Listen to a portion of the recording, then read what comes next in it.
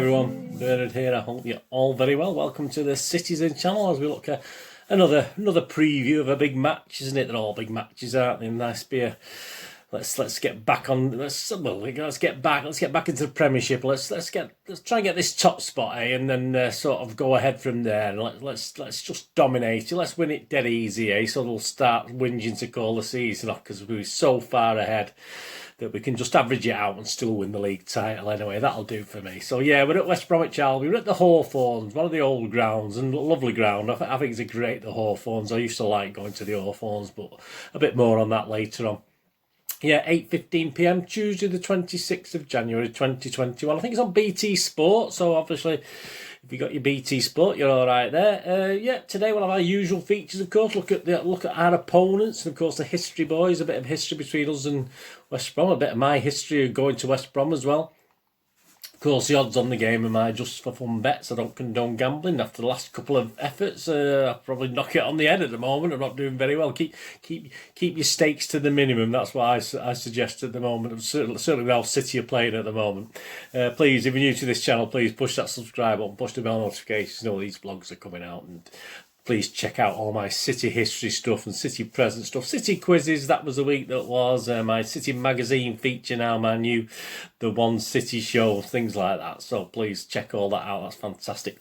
And you will notice a couple of things with films and TV. I have a little film and TV channel as well. I do film reviews and drama reviews. So if you had interest in TV and you want a bit of entertainment, I'll try and entertain and inform on those vlogs as well. So if you like your movies and TV, please check that out. That'd be fantastic. Or if you know someone who might be interested, please point in my direction. Get them to push that subscribe button. That's wonderful. I'm just approaching 630 subscribers. I'd like to get 700 if I can by the end of February. But please, my appreciation for everyone who has subscribed. But if you haven't, please push that subscribe button and put the word out for me. That'll be absolutely wonderful.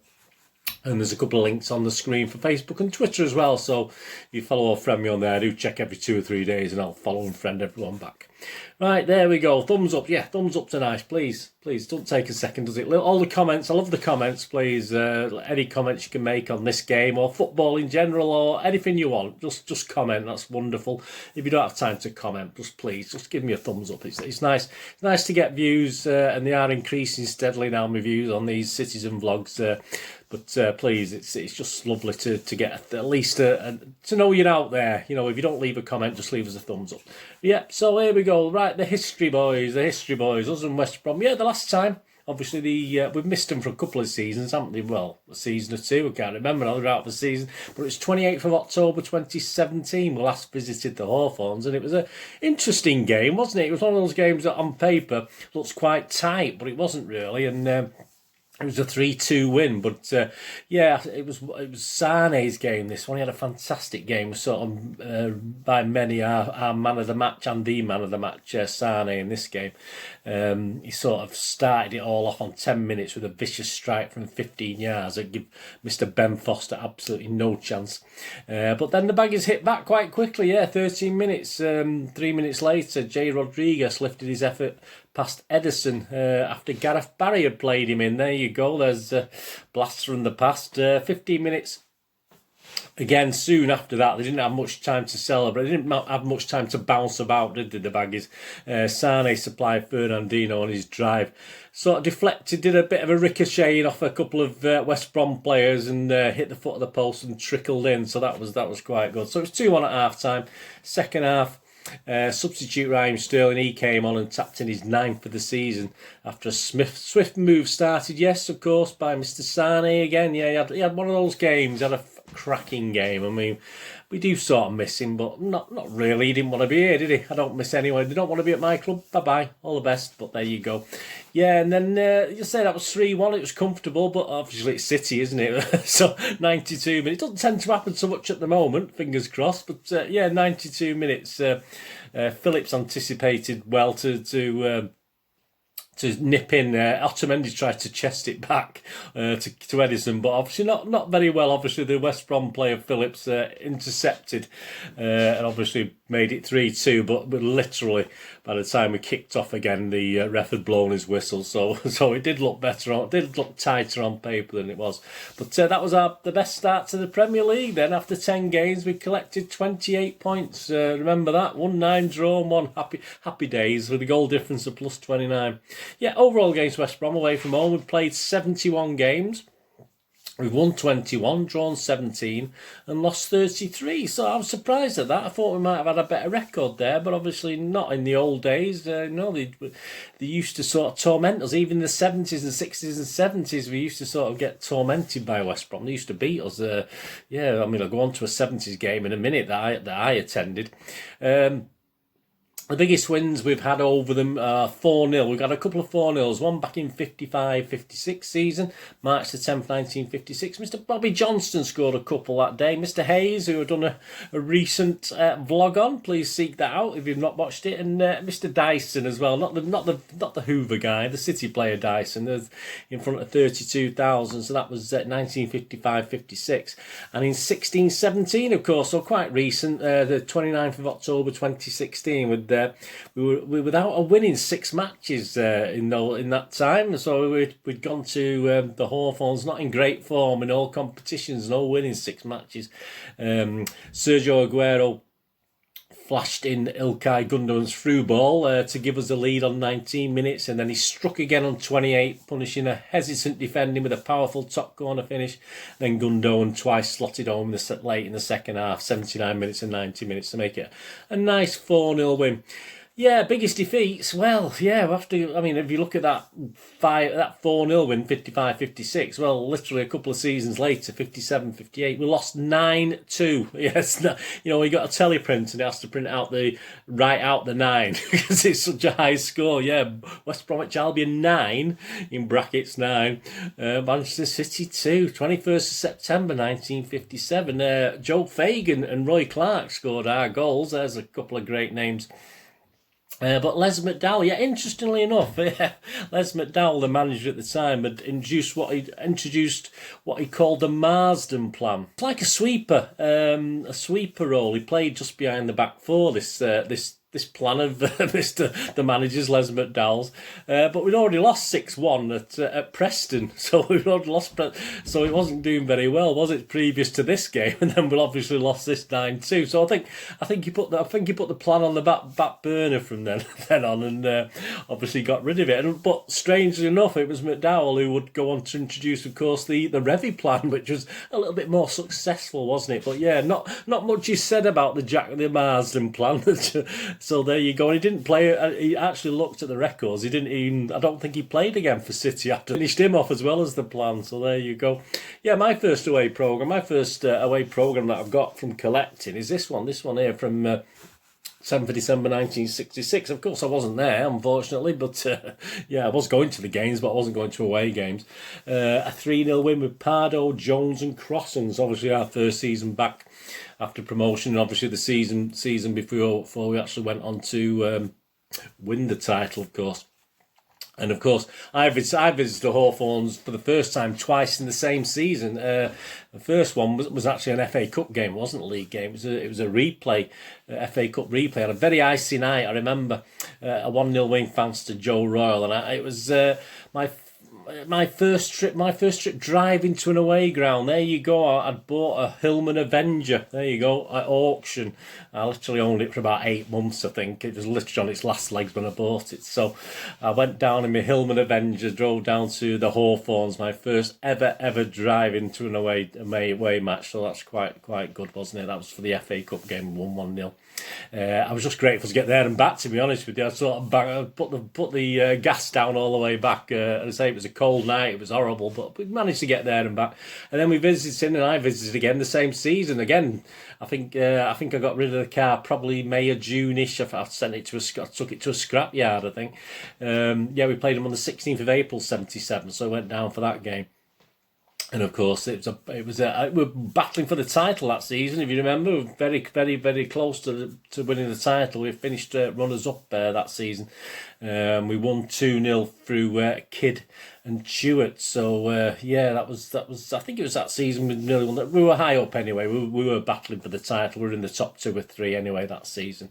Yeah, and yeah, I like West Brom. It was always a nice place to go, West Brom. I've not been recently. I've certainly not been the last few years, but it was always a nice place to go. I'm sure it's not changed too much. The team that night, actually, with the 2-0 win, was Corrigan, Clements, Donachie Booth, Watson, Owen Barnes, Keegan, that's Jed Keegan, Kidd, Hartford and Chewett. Yeah, so yeah, I did always like, let me know if you've, I say I've never seen any trouble at West Brom. If you enjoy going to West Brom as well, it's certainly excellent. Always a nice place to go, I thought, of the Birmingham clubs especially, because obviously Birmingham, Aston Villa were never fantastic with it. So there you go. Right, so there we go. And how are they doing this season? Well, what, the 19th in the... Sorry about the noise, someone's cleaning the windows. They're 19th in the Premier League, and it looks like a return to the Championship, doesn't it? It's not very, very good. They played 9 at home, won 1, drawn 2 and lost 6. Things were looking up on the 16th of January with a win at Wolves, but sadly the 19th of January they got defeated at West Ham, although most people think they perhaps should have earned a draw in that game. And of course we've got Sam Allardyce in charge now. He's been in charge for just 5 weeks or so as I'm recording this, but he's not really arrested the slide as such yet. They're threats, they've got a Matthias Pereira, goal scorer. He's their main goal scorer. He's their informed scorer at the moment. A creative midfielder. He's netted 4 times in the last 3 appearances for West Brom, including a brace in the victory over Wolves, obviously, that we just commented about. And of course, with our high press, obviously he's their guy that can perhaps be a threat, but obviously we're a little bit better at that now. We're a little bit better defending these days, aren't we? And they've got a guy called Semi Ayaji, is it? Semi Ayaji, quite good in the air, but again, if Diaz and Stones is playing, we should be all right. So he's netted 2 goals in the last 3 games. So they're their main 2 threats. But yeah, my little thoughts on this. I mean, let's face it. A couple of stats here. I don't like reading these out, but City have won the last 6 top flight trips to West Brom, so let's make it 7. Their longest such away streak versus 1 club, so there you go. So fingers crossed we can make it 7. And West Brom have a current 18-match winless streak against us, so all bodes well. Fingers crossed. I don't know why I did that stat. I don't like those stats before the game. I like doing them after the game when we've actually won it. Yeah, it's got to be better than the draw. We didn't play them that long ago, did we? Of course, at the Etihad back in December. And certainly no KDB now. I expect players like Bernardo and Foden to come to the fore now. It's obviously, I think Pep's intimated that Bernardo's gonna be the key guy, and obviously the way Foden's playing at the moment, we should have far too much in midfield, far too much quality to be too worried. I mean, I can't see beyond the City win. A good chance of a clean sheet, and if we don't win by 2 or 3, I would be very, very disappointed even without KDB. And we've got some tough games to come, haven't we? So we do need to go out and put West Brom to the sword. Foden obviously must got to play, hasn't he? I'll do my team in a minute, but he's got to play. I mean, yeah, the draw will still be in the players' minds. I think West Brom will be confident. Obviously, if you think about that game, we had 26 shots and just scored 1 goal, obviously, at that West Brom game. And it does seem a long time ago now on recent form, doesn't it? I mean, we do seem to think we can perhaps score a few more now if you have 26 shots. But as I say, it's we're sort of relying on, we're still relying on midfielders to score, aren't we? But there you go. Anyway, that's another argument, isn't it, about our lack of strikers. My lineup, I think, will go. So I think the back 4 sort of more or less will pick itself, will it? I mean, I don't think he'll play Mendy. I think he'll play Zinchenko again. I think he's been impressed with Zinchenko. So I think Ederson, Cancelo, Stones, Diaz and Zinchenko at the back. I think Rodri and Gundogan will play again, because obviously you'll look for more creativity for Gundogan now KDB's not there. Bernardo, of course, will be there. Front 3, I'm going Sterling, Jesus and Foden. Say Sterling, could be Mahrez, but I've put Sterling in there because he obviously he had a nice rest into against Cheltenham. So yeah, that's my 11. Ederson, Cancelo, Stones, Diaz, Zinchenko, Rodri, Gundogan, Bernardo, Sterling, Jesus and Foden. Let me know what you think, if you agree with that. So, as I say, I'm not too sure on the COVID situation and players coming back, etc. So that's just a stab at what I know at the moment. Match officials for the game, referees Chris Kavanagh, Assistants, his linos are Adam Nunn and Shan Massey Ellis. Shan, yeah, that's the lady, isn't it? Shan Massey Ellis. Fourth official day. She never does it. I'm sure she doesn't do us any favours. I'm sure she's always, you know, she's never done, you know, she's always not give us a benefit of the doubt. She's always been right, but no, I'm fairly sure. I'm not, you know, but I think she's quite competent, isn't she? But she's fair.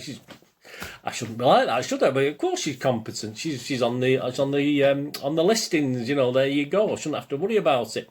Fourth official, David Coote, and VAR we got Craig Pawson with Matthew Wilkes as his assistant. So my score prediction.